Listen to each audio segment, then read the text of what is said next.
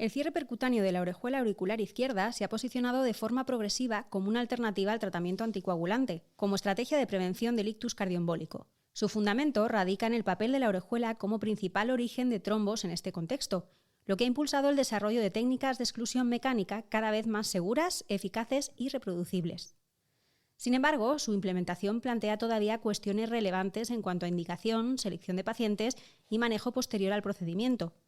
En este contexto de evolución, la publicación en 2026 de 2 ensayos clínicos de gran impacto vuelve a situar el cierre de orejuela en el centro del debate, reabriendo cuestiones claves sobre su posicionamiento actual.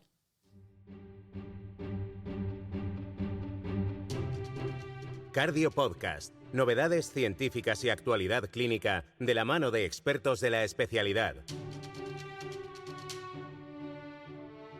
Suscríbete al canal Cardio Podcast y escúchanos en Google, Apple y Spotify. Hola, estás escuchando Cardio Podcast, una actividad de la Sociedad Española de Cardiología coordinada por su grupo de jóvenes cardiólogos. Soy Alicia Ituarte, en la realización Jesús Nicolás, y Felipe Díez del Hoyo, cardiólogo intervencionista en el Hospital Universitario 12 de Octubre de Madrid, es nuestro moderador en este episodio. Muy buenas, Felipe. ¿Qué tal, Alicia? ¿Cómo estáis? Felipe, hoy nos propones hablar del cierre percutáneo de la orejuela auricular izquierda, que es una estrategia que ha ido ganando protagonismo en la prevención del ictus en la fibrilación auricular no valvular. Pero la publicación en 2026 de 2 ensayos clínicos de gran impacto pues la vuelve a situar esta técnica en el centro del debate. Así que vamos a analizar cuál es el papel actual y hacia dónde puede evolucionar en la práctica clínica, ¿no? Ese es el plan. Esta es la idea de este episodio. Es un hot topic, sin ninguna duda, que además levanta muchas pasiones y yo creo que va a quedar un buen podcast.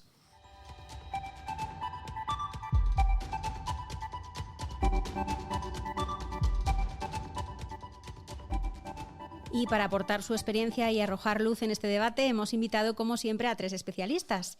María Anguita Gámez, cardióloga en el Hospital Universitario Reina Sofía de Córdoba. Muy buenas, María. Hola, ¿qué tal? Muchas gracias por la invitación.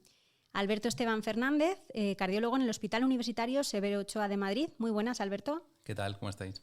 Y también estamos con Iván Gómez Blázquez, cardiólogo en el Hospital Universitario 12 de Octubre de Madrid. Un placer, Iván. Hola, ¿qué tal?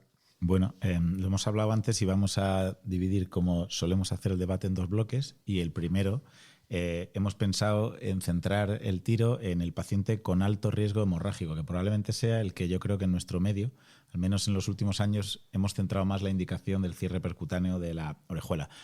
A principios de 2026 se ha publicado el estudio Closure, que supongo que todo el mundo lo conoce más o menos, pero bueno, así como resumen rápido, es un estudio en el que se comparó en este tipo de pacientes con alto riesgo de sangrado, la mayoría con eventos de sangrado previo, una estrategia de cierre de orejuela versus lo que se consideraba el mejor tratamiento, que en principio en la inmensa mayoría de los pacientes fue un anticoagulante de acción directa. Y lo que se vio es que la rama de cierre de orejuela no fue no inferior, que es una locura esto de no inferior, es decir, hay gente que dice que perdió, ¿no?, la comparativa en términos de eventos netos. Así que con la publicación rompedora y de alto impacto de este ensayo, aquí abro el debate. Voy a empezar con María. María, ¿en qué posición crees que queda el cierre percutáneo de la orejuela después de la publicación de este estudio? Bueno, pues la verdad que, como has dicho, es un tema de especial relevancia ahora por la publicación de estos estudios y yo creo que todo el mundo estaba esperando los resultados del Closure AF porque estudios previos como el Prague 17 pues habían dado resultados positivos a favor del cierre de la orejuela en pacientes en los que podría estar indicado y no estaba contraindicado un anticoagulante oral, pero sí que es verdad que el Prague pues tenía una N pequeña y se esperaban pues estudios mayores como el Closure AF.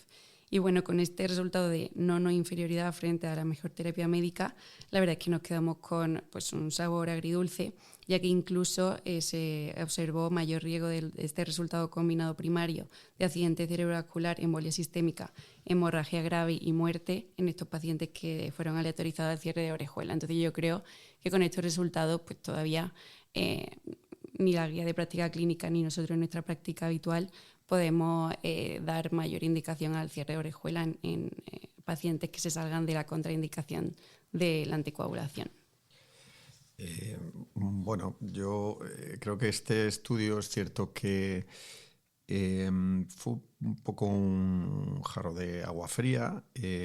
Pensábamos que los resultados serían diferentes, pero merece la pena analizarlo bien, y es lo que hemos hecho los que, por lo menos, que apoyamos o creemos en esta técnica, para ver por qué los resultados fueron los que salieron, ¿no? Entonces, yo, por ejemplo, las conclusiones que me llevo de este estudio son que en el cierre de orejuela hay que minimizar al máximo las complicaciones periprocedimiento. Esa es una de las conclusiones claras, que la terapia antitrombótica que elijamos tras el cierre de orejuela es fundamental.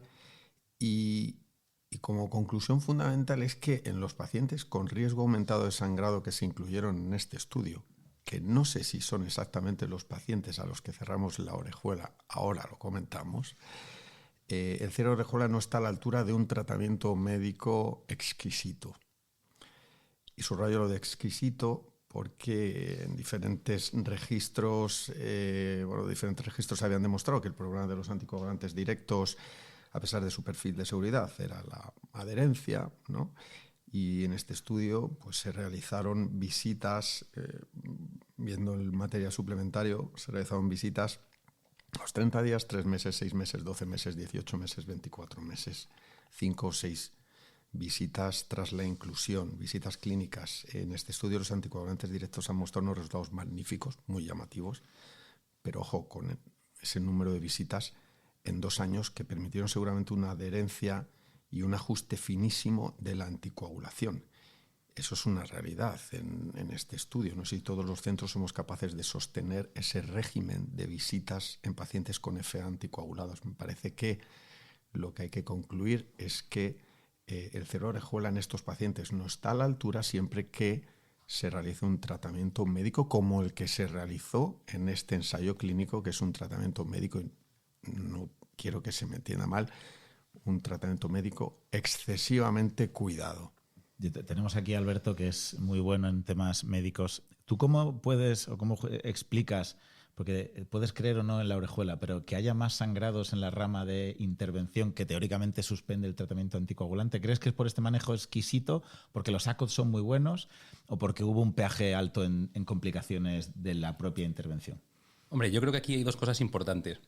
La primera, yo creo que la crítica a que el brazo de intervención en un ensayo sea lo más pragmática o lo mejor hecha posible sería poner en duda todos los ensayos clínicos. De cualquier ensayo clínico de insuficiencia cardíaca o cualquier otro ámbito no se corresponde exactamente a la vida real y sabemos que son circunstancias controladas. Lo que sí que podemos decir es que cuando las cosas se hacen bien con los anticoagulantes, ahí es cuando los resultados son los que son. Entonces, habrá que reflexionar sobre si eso es posible o no es posible. Y luego, por otro lado, y ahora si quieres vamos a la parte de la hemorragia, fíjate que parece que el hemodinamista, ahora voy a ser yo, porque a mí no me ha sorprendido tanto el resultado del estudio. Para nosotros no ha sido, digo para nosotros porque esto lo hemos comentado en el foro, ¿no?, de nosotros los que nos dedicamos a la cardiología clínica, insuficiencia cardíaca, cardiología geriátrica, que son quizá estos ámbitos.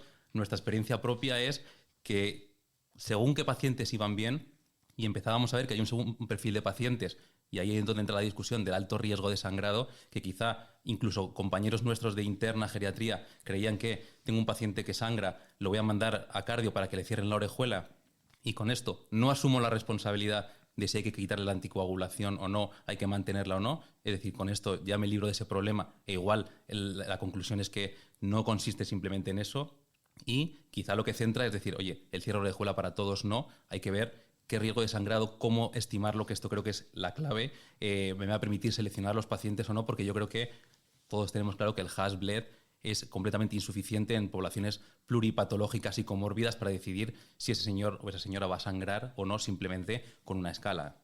Yo, en este estudio, a mí las mayores dudas que me ofrece es que después de leérmelo, no sé si exactamente refleja los pacientes a los que cerramos la orejuela por riesgo muy alto de sangrado o contraindicación para la anticoagulación. Lo primero es que como criterio de inclusión está un Hash-Bled de 3 o más y un aclaramiento de creatina entre 15 y 30, y no sé si hay algún centro que cierre la orejuela pacientes en FA solo por tener un aclaramiento de menos de 30 o un Hash-Bled de 3. Sangrado mayor había tenido el 42%. Luego, hay algunos parámetros que nos indican el riesgo hemorrágico de los pacientes y que no están reportados, ¿no?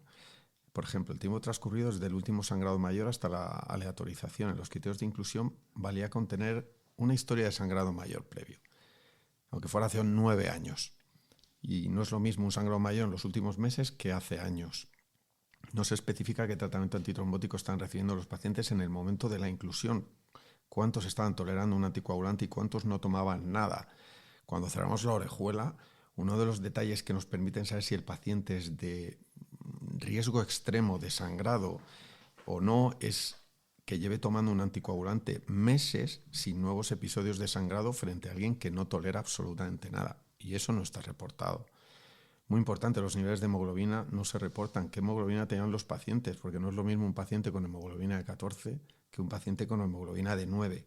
Son limitaciones muy importantes, en mi opinión, para entender completamente las características de la población del estudio. Y por último, sé que no tenían, al menos la inmensa mayoría, los pacientes de este estudio, una contraindicación absoluta para la anticoagulación.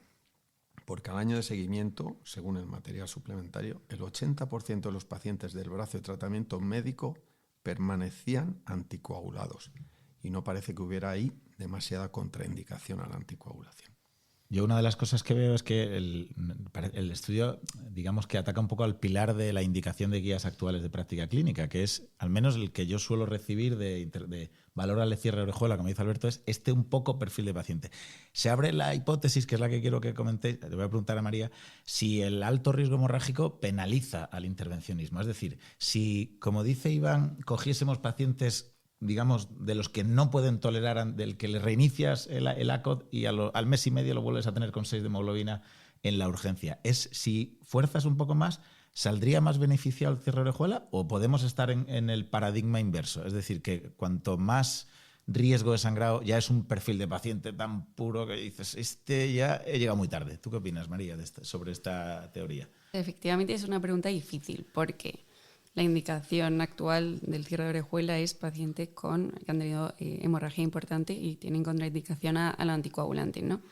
Pero, pues como en todo procedimiento, tanto intervencionista como quirúrgico, un paciente con alto riesgo de sangrado y todas las comorbilidades probablemente que este paciente también tenga, como enfermedad renal, insuficiencia hepática, etcétera, pues todo esto penaliza obviamente al resultado de cualquier intervención. Pero yo creo que justo en este caso pues sí que habría que individualizar más y bueno, asumir ciertos riesgos, porque estos pacientes en los que no hay alternativa de usar anticoagulantes orales, pues habría que valorar el cierre de orejuela pese a que pues, los resultados no sean los óptimos. Y sobre todo preparar bien, o sea, hacer un preoperatorio, un preprocedimiento adecuado a estos pacientes, intentar optimizarlo y llevarlo a someterse a este procedimiento en el momento óptimo en el que pues eso, tengan una hemoglobina estable, no hayan sangrado recientemente, etcétera. Yo creo que lo que dices de si el cierre de orejuela se vería perjudicado todavía más o beneficiado si los pacientes realmente tuvieran un riesgo muy alto de hemorragia o contraindicación a la anticoagulación es algo que no sabemos.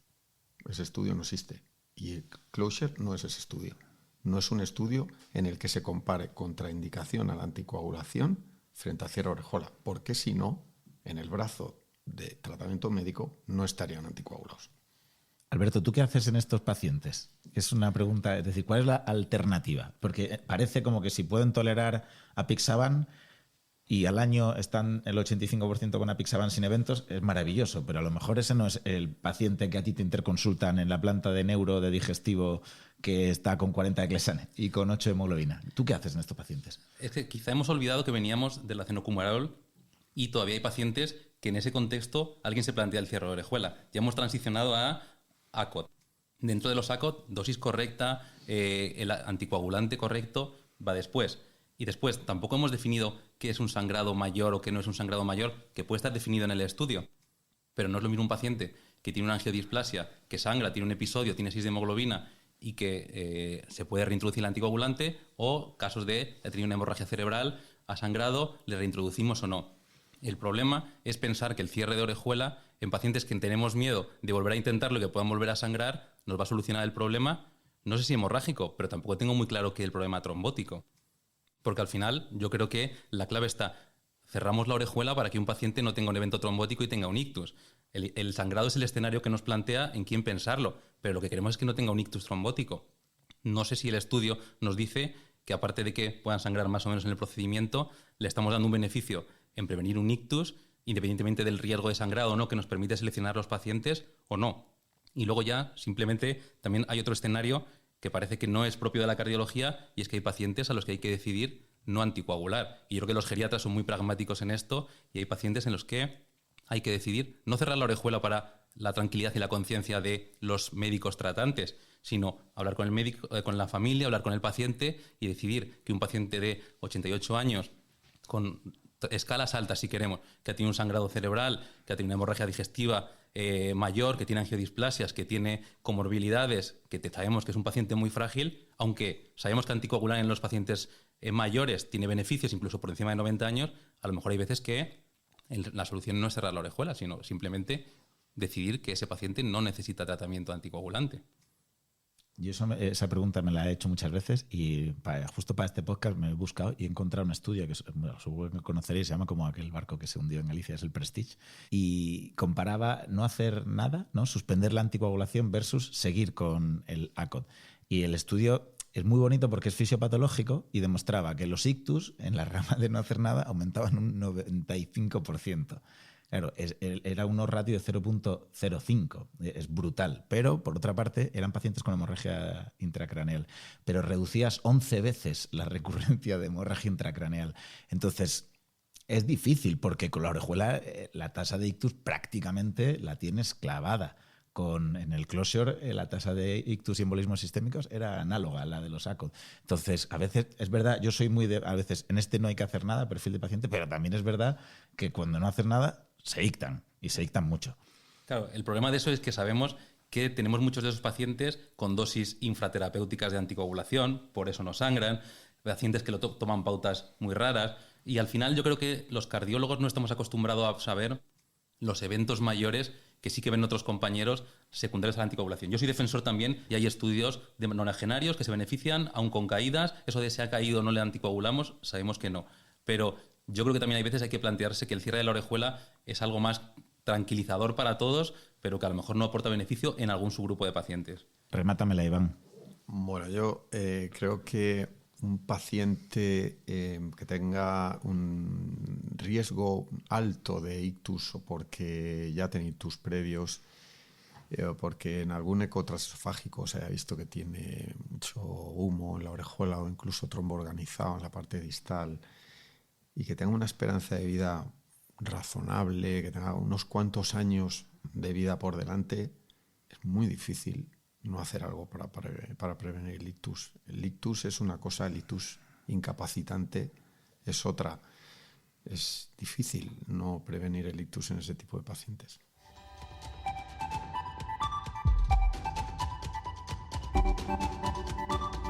Estás escuchando Cardio Podcast.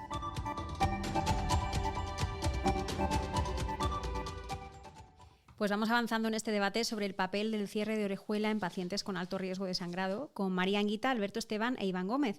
Pero bueno, ¿qué ocurre en pacientes candidatos a anticoagulación?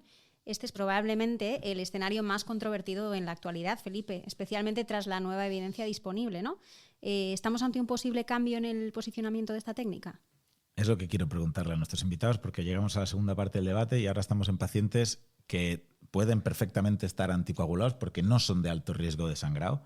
Podemos hablar de un paciente que se va a hacer una ablación de FA o un paciente estándar de 60 años con factores de riesgo. Se ha publicado a principios de 2026 el estudio Champion AF, que todo el mundo conocerá, pero por resumirlo es un estudio un poquito más grande, pacientes un poco más jóvenes, no de alto riesgo de sangrado, en el que se comparó ambas estrategias, en este caso anticoagulación versus cierre percutáneo de orejuela, y en este sí que se ha demostrado que el cierre de la orejuela era no inferior, o sea que cumplía su criterio de no inferioridad, a expensas además de una reducción en los sangrados clínicamente significativos. Así que mi primera pregunta es para Iván. ¿Crees que con los resultados del Champion AF, ¿no? María, tú has dicho ya, yo iba a decir AF, pero ya has dicho AF, voy a decirlo en inglés, ¿estamos ante un posible cambio de paradigma? ¿Crees que porque esta indicación no está en guías? ¿Crees que los pacientes que tienen menos riesgo, por tanto, de complicaciones periprocedimiento ¿son los que tendremos que empezar a centrar el cierre orejuela? ¿Cómo lo ves? Yo creo que Champion, AF y el Option sugieren que el cierre de orejuela puede ser una alternativa en pacientes anticoagulados, pero que no sustituyen todavía a los anticoagulantes directos como tratamiento estándar. Yo diría que con los resultados de este estudio estamos más en una expansión de la indicación más que en un cambio de paradigma. Pues fíjate que yo creo que sí que hay un escenario y hay muchos grupos que ya han trabajado en esto hace años, que son los procedimientos híbridos, donde a lo mejor pues en una ablación de venas pulmonares, igual en el mismo procedimiento se puede cerrar la orejuela, o en otro tipo de procedimientos, a lo mejor sí que merece la pena en ese momento ir a un cierre de orejuela teniendo en cuenta el beneficio que puede tener. Quizá no de forma electiva, es decir, un paciente que debuta con FA, por mucho riesgo que tenga, o bajo, o riesgo trombótico alto, le voy a cerrar la orejuela de primeras, pero a lo mejor en un paciente que se va a someter a un procedimiento, a lo mejor se puede pensar en hacer un procedimiento híbrido, y hay muchos grupos en España que ya han trabajado en eso de hago ablación de venas pulmonares y cierro, por ejemplo, la orejuela, ¿no? Sí, yo estoy de acuerdo y nosotros lo hacemos, pero cambio de paradigma me parece demasiado. No creo que se deje cerrar la orejuela al paciente de muy alto riesgo de sangrado y contraindicación a la anticoagulación, y tampoco creo que el cierre de orejuela se quede simplemente para los pacientes de un bajo perfil de riesgo. Yo creo que el Champion AF efectivamente ha tenido un resultado muy bueno y la opción también. Lo que pasa es que se ha criticado también por distintos aspectos metodológicos, ¿no? Pues es verdad que ha habido muy baja tasa de evento, entonces ha sido fácil que alcanzase la no inferioridad frente a la anticoagulación. Y también en cuanto a la definición de sangrados clínicamente relevantes, pues también hay un poco de disparidad, ¿no? Sobre todo porque hubo diferencias solo en sangrados menores. Y también, como hemos comentado antes en el seguimiento de los pacientes, al ser un estudio abierto, pues esos sangrados menores, pues quizá los pacientes que seguían recibiendo anticoagulación pues podían consultar más y tal. Entonces, respecto a la metodología, pues hay varias cosas a tener en cuenta. Y luego es verdad que el riesgo de evento tromboembólico fue bajo en ambos brazos, pero sí que fue más elevado en los pacientes con cierre de orejuela que frente al otro brazo. Protesto. A ver, hubo numéricamente más ictus. También hubo algunas embolias sistémicas en el brazo de anticoagulantes directos que no hubo en el cierre de orejuela.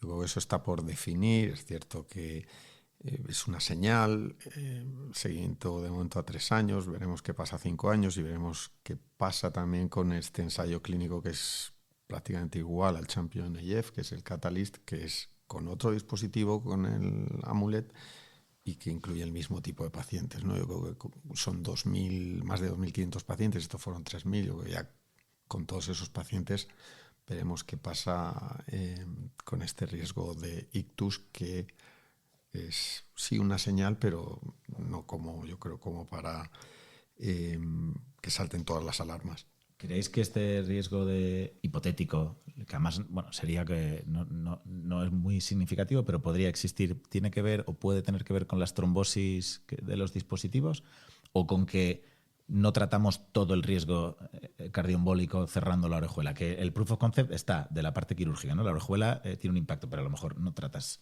todo. Vuelves un poco a lo mismo de pensar que solamente un procedimiento y una actuación en un conjunto te va a reducir o te va a cambiar el pronóstico de los pacientes cuando probablemente haya más cosas que no sabemos todavía. De todas formas, quizá esperaríamos que desde los hemodinamistas fuerais más ambiciosos y en vez de un estudio a empatar, ¿no? Que parece como el equipo de fútbol que sale a salvar el partido, y te dan estudios de superioridad intentando posicionarlo en un punto grande, ¿no? Porque luego si las guías dicen que en vez de 2A es 2B en según qué perfil de pacientes, pues entenderemos que la evidencia, aunque critiquemos la metodología y esperemos nuevos ensayos, como que ahora mismo no lo hemos retirado, ¿no? Volviendo un poco a las preguntas del principio, quizá hay que hacer ese abordaje global que estabais diciendo, pero yo no sé si, hablando de la recomendación de las guías, esto no va a ser un pasito hacia atrás en eso. Bueno, yo creo que en el tema que comentas, Felipe, del mayor riesgo posible de ictus, tiene que ver, claro está, que con el cierre de orejuela simplemente abordas uno de los focos, una de las fuentes de embolígenas, y con la anticoagulación al final pues estás tratando no solo la orejuela, no solo la... No creo que tanto la trombosis del dispositivo, porque el porcentaje es bajo, los estudios es del 4% o menos y, curiosamente, no siempre tiene implicación clínica. Lo que comentas sobre lo apocaos que estamos los hemodinamistas en los estudios, lo poco ambiciosos que somos, no es fácil hacer estudios de superioridad. Este estudio del Closer tiene mucho mérito porque es un estudio independiente, académico. Eso tiene mucho coste, no está ninguna compañía detrás. Incluir 900 pacientes, tiene mucho mérito. Estos grandes estudios que incluyen 3.000, 4.000 pacientes tienen el respaldo de las compañías que tienen sus propios intereses, como por ejemplo con el ensayo clínico Champion-AF, que a lo que han ido no es a aclarar una duda o un problema que teníamos en la clínica, ¿no?, sino a intentar que el cierre de orejuela se expanda a otros escenarios. Sí, no, más que una crítica era simplemente porque a veces se lee a gente que trata de inferir el estudio de no inferioridad como si eso fuera de equiparar o de dar un lugar que no puede tener por el propio diseño del estudio. Sí, sobre todo lo decía por eso, pero entiendo claramente que es difícil, sobre todo para que no haya tanto sesgo o tanto conflicto de interés, sino hacer un estudio pragmático de práctica clínica, pero que aunque las conclusiones hubieran sido otras, el posicionamiento en un estudio de no inferioridad es el que puede serlo, claro. Vosotros, aprovecho que tenemos dos clínicos, has hablado, María, de las dudas que hay a veces de los endpoints de sangrado, pero por otra parte es fisiopatológico que en la rama en la que suspendes el anticoagulante, si creemos que el anticoagulante anticoagula, a largo plazo y cuanto más años de seguimiento haya, los pacientes van a tener menor riesgo de sangrado. Vosotros, esto yo creo que a lo mejor es más un poco perfil USA, que sería, ¿no? Pero empezarán a llegar pacientes a la sala hemodinámica, arritmias, pacientes que no tienen 88 años, demandando un cierre de orejuela para suspenderse el anticoagulante oral de acción directa que probablemente tomen. ¿Cómo veis esto? Porque al menos en términos de sangrado, a mí me cuadra la fisiopatología, el rationale. Sí, puede ser. Lo que pasa es que yo creo que a estos pacientes jóvenes que no tienen per se un riesgo hemorrágico alto y que podrían tomar anticoagulación oral, de momento no se le debería ofrecer esa alternativa, al menos poniéndolo al mismo nivel que este tratamiento médico. O sea, porque al final... Pero has dicho alternativa. Es que alternativa no es al mismo nivel, es, bueno, si la quieres, te la puedo ofrecer. Claro, ¿no? Sí, pero teniendo siempre y siendo, teniendo en cuenta el riesgo aumentado de accidente cerebrovascular y embolia sistémica. Sí, pero precisamente Champion-AF lo que dice es que, como dice Felipe, es que es una alternativa que hasta ahora no estaba demostrada y ahora mismo a estos pacientes les puedes discutir que existen estas dos posibilidades y hablando bien con ellos diciendo que una alternativa tiene algo más de riesgo de ictus, pero la otra, con el seguimiento, seguramente tenga más riesgo de hemorragias. No solo hemorragias clínicamente relevantes no mayores, que ojo, en este tipo de pacientes son importantes porque son pacientes más jóvenes, que están activos y donde esas hemorragias también tienen mucha repercusión. Porque en este estudio, al año y medio, la hemorragia mayor, incluyendo las hemorragias relacionadas con el procedimiento, se cruzan. Entonces veremos qué pasa con más seguimiento. Yo me vais a perdonar la coloquialidad, pero os voy a traer lo que es una cena de Navidad en mi casa, donde tengo 2 urólogos y una oftalmóloga en la mesa y, sobre todo con los urólogos, empieza la discusión de la hematuria como motivo de paciente anticoagulado para retirar la anticoagulación. Entonces tengo la opción de un lado es que a ese paciente hay que hacerle una cistoscopia o hay que meterle un quirófano para ver el foco de sangrado y aunque sea un paciente paliativo, la hematuria no se trata quitando la anticoagulación, se trata buscando el foco y corrigiéndolo, siempre que sea posible. Vas a la práctica, no hombre, 88 años, que está sangrando, es que está anticoagulado. Quitarle la anticoagulación y aparece uno, oye, cerrarle la orejuela y al final dices, pero no le podéis hacer una cistoscopia para ver... Depende del urólogo que te toque. La reflexión de esto, que es una discusión del día a día, no digo en mis cenas de Navidad, sino en cualquier interconsulta o cualquier cosa es, a veces hay que también ver el origen que tiene el sangrado y antes de plantearse, cerramos la orejuela, quitamos la anticoagulación, cambiamos tal, si hay un foco objetivo de sangrado. Digo muchos de estos, no, es que claro, ha tenido un episodio de hematuria y entonces vamos a suspender. Quiero que me cierres la orejuela porque me lo han contado, me lo han dicho. Oye, ¿no será mejor primero reunirse y hablar con el equipo quirúrgico y pensar si eso es resoluble? Porque a veces lo es, no por la edad y por tal, aunque sea paliativo, y que eso no sea motivo de plantearse quitar la anticoagulación por los ictus que decía Iván o por la hemorragia y por todas las demás cosas. Voy a sacar tarjeta, Alberto, porque me ha cambiado al paciente de alto riesgo hemorrágico. Eres clínico y has vuelto a tu paciente que te interconsultan. Cistitis rádica, horrible, eso ya es una... Al final, un paciente que tiene esa por hematuria, un episodio, hay veces que no es alto riesgo hemorrágico. O tener un episodio de hematuria sería discutible. Si no es una cistitis rádica, pues es como una amiloidosis cerebral. No digo situaciones críticas de sangrado. Sí, pero no es... el paciente que vamos a ver y cada vez más, que es laboratorio de arritmias, FA paroxística, 63 años, hipertensa, diabética. El arritmólogo está empezando a demandar suspenderle el anticoagulante porque le va a hacer un aislamiento eléctrico en las venas pulmonares y si está en ritmo sinusal al año, está empezando a salir evidencia de que le va a suspender la anticoagulación. ¿A lo mejor suspenderla con la orejuela cerrada? Le pregunto a María. Habla de lo que quieras, María. Pues, a ver, es verdad que los estudios recientes, el Option y el Alone AF, pues han demostrado que pues se puede suspender la anticoagulación de manera más o menos segura cuando se ha demostrado pues una ablación exitosa de fibrilación auricular. Entonces ahora, comparando cierre de orejuela frente a anticoagulación oral, pues eso habrá que ver más resultados. De momento no hay mucha evidencia al respecto. Yo soy los pacientes de bajo perfil de riesgo. Yo creo que sí que nos vamos a encontrar pacientes que no han tenido una hemorragia grave, pero que, como digo, están en activo, 70 años, 65 años, 60 años, y que a lo mejor visitan la urgencia 1, 2, 3 veces por sangrado y que van a demandar la retirada de la anticoagulación. Y este estudio, pues, te dice que es una alternativa.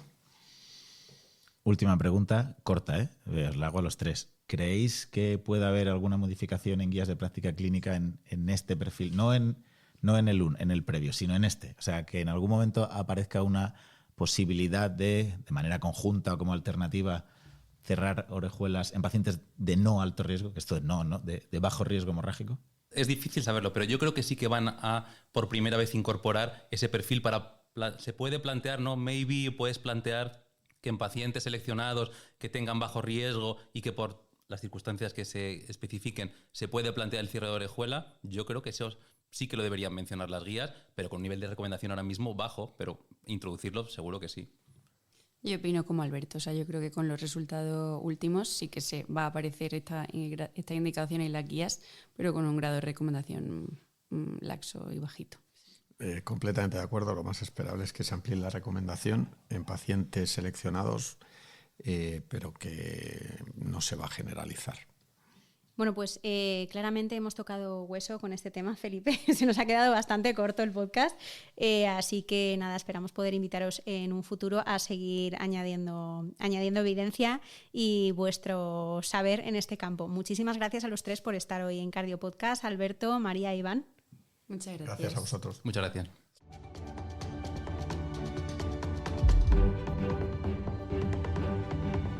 Y Felipe, de todos los temas que hemos tratado, bastante complicado porque habéis dejado un abanico bastante considerable de cosas a tener en cuenta, pero apúntanos el mensaje que les dejas así en un post-it a los oyentes. Te dije que podíamos estar una hora hablando de este tema. He conseguido finalizar con consenso, lo cual es maravilloso. La palabra clave siempre es individualizar, ¿no? Yo creo que tenemos que elegir bien la terapia para cada paciente. En este caso creo que la individualización es aún más importante y yo creo que al menos ahora hemos dado un pasito atrás en el paciente de alto riesgo hemorrágico, pero a mí me da la sensación de que hemos dado un pasito adelante en el paciente de bajo riesgo hemorrágico. Bueno, tendremos que seguir perfilando y necesitaremos, como siempre, más evidencia para finalmente dar con la tecla. Vale, pues con eso nos quedamos, Felipe. Muchísimas gracias por tu moderación y ya sabéis que además de este episodio podéis encontrar en la playlist Cardio Podcast todos los programas anteriores y escucharlos en Spotify, en YouTube, en iVoox, en Apple Podcast, donde os venga mejor encontrarnos. Y para ampliar información os dejamos la bibliografía recomendada, como siempre, de cada episodio en la web de secardiología.es. Así que nos escuchamos en 2 semanas. Cardio Podcast, un programa de la SEC coordinado por su grupo de jóvenes cardiólogos.